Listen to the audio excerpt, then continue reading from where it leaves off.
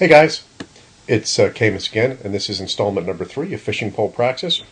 Today we're going to look at a game between Slavko Sisak, who's a grandmaster, against our fishing pole hero, Brian Wall. This was played earlier this year in February on the ICC.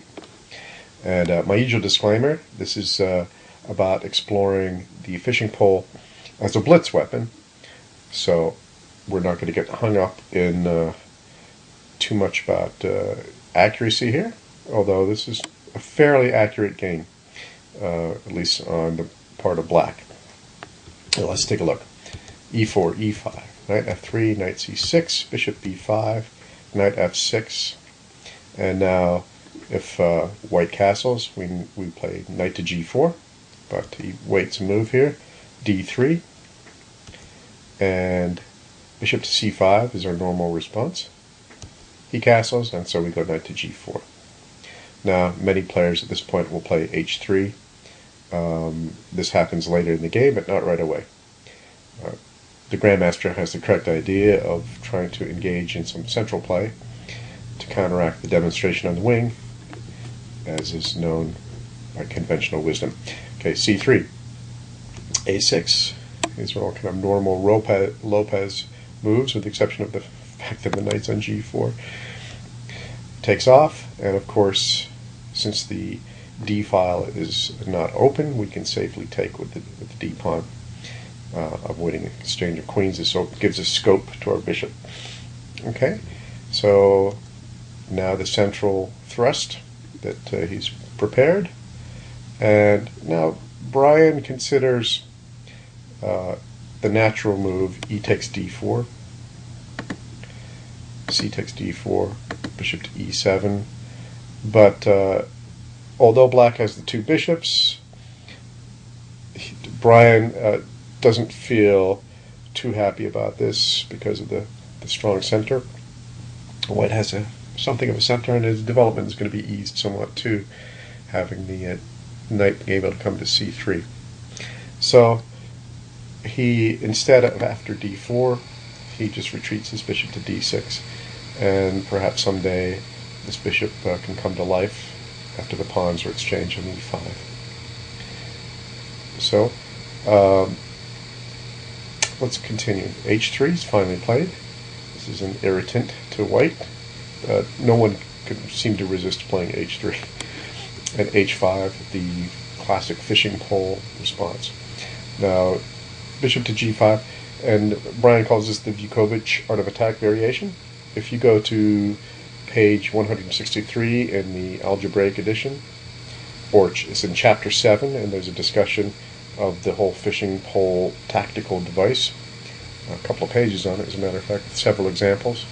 I believe the section is called Rook on h1, Pawn on h4.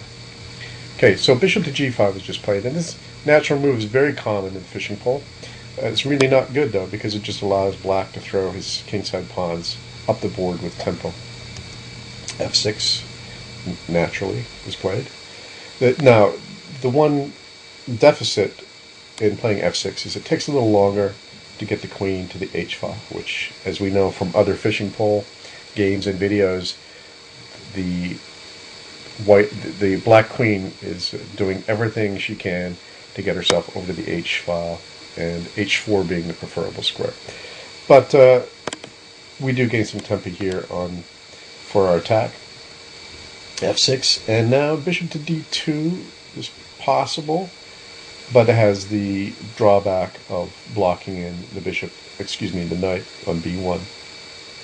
So he plays bishop to c1, which is what the computer recommends as well. g5, following up with this idea of a pawn avalanche. And now the Grandmaster is feeling a little bit nervous here. He decides this is the time to take the knight on g4. Takes. Actually, better than this was probably a4 or queen to a4, according to the computer, where white is just a little bit better. So, but he didn't do that. Takes the knight, recaptures on g4. And now white has a choice here. He could play knight to f2, knight to d2. E takes d4, G3, somewhat necessary, and queen to E7 with the queen coming to the H file soon. Another possibility, instead of queen to E7, is a D3, and this really cramps up White's development. Hierarchs likes this move. And so anyway, Black had a couple of possibilities at this point. Let's go back to queen to E7 with the likely continuation. King to G2, D takes C3, knight takes C3. And Black is better, has the two bishops and two pawns for the piece, attacking prospects down the H file. So the computer actually considers that Black has full compensation for the knight in this position. Okay, so going back to the game, instead of playing knight to D2, he played knight to H2. This is not quite as strong. And now here, so let me catch up here. Brian plays a good move. He plays queen to D7, which has the dual purpose of defending the pawn on G4 and swinging the queen around to H7. Okay, now knight to G4, giving back the piece, is played. But according to the computer, the alternatives, instead of knight takes G4, so he played queen to D3, and we have this likely continuation. Queen to H7, queen to G3, E takes D4, and just Black is just better in this position. The other possibility, after instead of instead of knight takes G4, let's go back to queen to D7. There's F3, G takes F3, knight takes F3, G4, knight to E1, queen to H7, king to F2, queen takes E4, queen to D3, G3 check, queen takes G3, E takes D4, queen to D3, queen to H4 check, king to E2, bishop to G4. All of Black's pieces are getting in the attack here. Knight to F3, queen to G3, C takes D4, castle's queenside, knight to D2, queen takes G2 check, king to D1, rook to H3, and Black has a large advantage in this position, a winning advantage according to hierarchs, even though it's actually a piece down. Well, he's going to get that piece back. Plus he has some pawns. Okay, so seems like White is already struggling. So in the game, after queen to D7, knight to G4, queen takes G4, queen takes G4, bishop takes G4. And now material is equal, but Black has the two bishops and the initiative. And hierarchs considers Black to be a pawn up in this position. F3 was played, bishop to E6, bishop to E3, castle's queenside, knight to D2, finally getting his pieces developed, rook to H7, and here perhaps better was E takes D4, C takes D4, bishop to G3, and Black is doing very well in this position, but rook to H7 is not terrible. King to F2, rook D to H8, D takes E5, knight takes E5. F takes E5 is also possible here, because if bishop takes G5, then rook to G8 causes issues. So anyway, either recapture is good. The bishop took, and now the Grandmaster wants to neutralize the bishop pair here. Now in the game, Brian played B6, the idea being, since he knows that the bishop exchange is going to occur, then he wants to start putting his pawns on the right colored square. In this case, since the Black's squared bishop is disappearing. He wants to put all his pieces, all his pawns on dark squares. This will give him more freedom for his white squared bishop that remains. But actually better than b6, although b6 is okay, would have been bishop takes d4, c takes d4, rook to d7. We switch to another open file, or semi-open file. Rook to h1, rook h to d8, knight to f1, rook takes d4, and now black is a pawn up with a much better position. So, okay, back to the game. After bishop to d4, b6 was played, and the expected exchange of bishops occurred. F takes e5, rook f to d1, c5, again continuing the theme of putting our pawns on the right colored square. Knight to f1. Now, Brian states that he waited until this moment to play g4 because now there is no possibility of the knight recapturing on f3. So g4, rook to d2, rook to h1 with a pin, b3, a5, again with our pawn theme. Rook a to d1 was played, but it was actually a mistake. Actually, rook d to d1 would have broken the pin. It was slightly better. And now g takes f3, and black has a large advantage in this position according to the computer.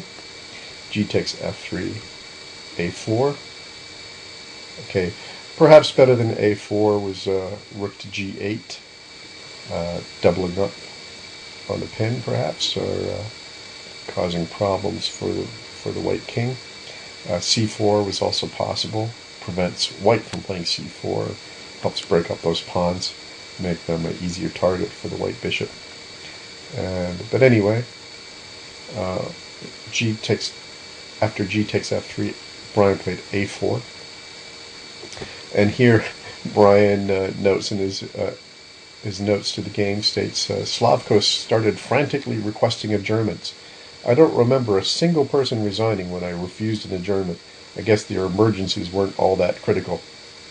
I'm sure we've all had similar experiences. Okay, after a4, c4 was played, which somewhat blunts black's white squared bishop. A takes b3, a takes b3, king to b7, coming over to the queen side to help with the pawns over there. Knight to g3, h1 to h2, check, king to e3, king to c6, and now better than king to c6 was h2 to h3 with the likely continuation. This is computer analysis. Rook to g2, b5, c takes b5, knight takes b3, bishop to d3, excuse me, rook to d3, and not c4 here because blocking in our own bishop and allowing a rook to d5, but bishop to f7, rook to d7, rook to f8, with a hidden threat against f3, rook to e7, bishop to h5, not so hidden threat against h3, knight takes h5, f takes f3, check, king to e2, rook to b3, knight to g3, and now these has to give a back the piece here. Rook takes h3, g takes g3, excuse me, rook takes g3, I'm getting all muddled here. Rook takes g3, rook takes e5, king to b6, rook to h5, king takes b5, and black is better here. White may be able to draw, but certainly black is the one with all the winning chances. And Hierarchs considers that that black has got a clear advantage in this position. Okay, so back to the game. Instead of after king to e3, Brian played the logical king to c6, just coming in for the endgame. Rook takes h2, rook takes h2, rook to d2, rook to h3, better than exchanging, a rook to g2, and b5, and now, of course, the c pawn is threatened here. I guess he didn't want to allow c takes b5. The king takes and then penetrates, and white has got problems. But he apparently his emergency king to the fore, and he played the blunder, the huge blunder, rook to c2, and after rook takes g3, he resigned. So once again, the power of the initiative and the psychological pressure takes its toll and downs a grandmaster. Okay, so hope you enjoyed that. I'm going to do a bunch of these, so stay tuned. Thank you for watching.